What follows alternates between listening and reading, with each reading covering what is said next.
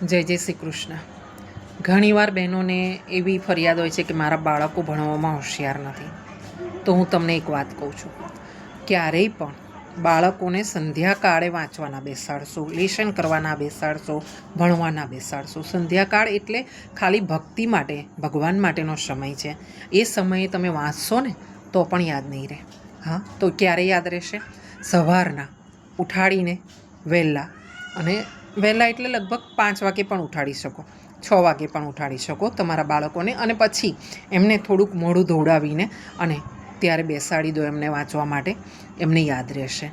સાથે એક વાત યાદ રાખો, જેમ રાક્ષસોને લગ્ની હતી ને ભગવાન બ્રહ્માજીથી વરદાન લેવાની, એવી રીતે આપણે પણ લગ્ની રાખવી પડે એવી લગ્ની કે આ જે વસ્તુ મારે જરૂરી છે જીવન માટે એ મેળવીને જ હું રહીશ, ત્યારે કંઈક મળે છે.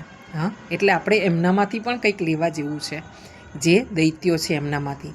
તો ભૂલતા નહીં, આજ પછી બાળકોને ક્યારેય સંધ્યાકાળે વાંચવાના બેસાડશો. હા, ગોવિંદ સદા સહાય તે.